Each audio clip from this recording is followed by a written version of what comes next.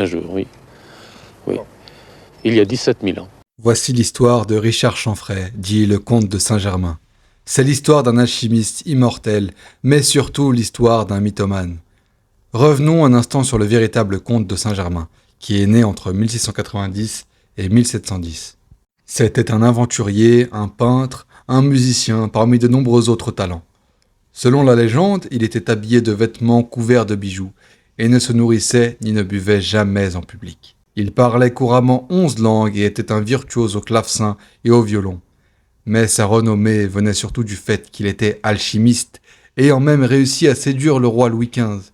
En effet, ce qu'il annonce avoir découvert durant ses recherches est pour le moins juteux. Il prétend avoir la recette de l'immortalité.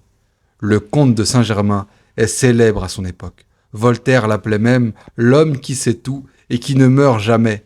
Son souvenir ressurgit en 1972, lorsqu'un homme, Richard Chanfray, prétend être le comte de Saint-Germain et avoir 17 000 ans.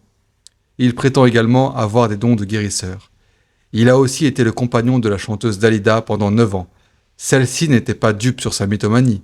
Richard vivait d'ailleurs à ses crochets, mais la célèbre chanteuse appréciait, selon ses termes, sa folie douce. Il est finalement retrouvé décédé en 1983, asphyxié dans sa voiture.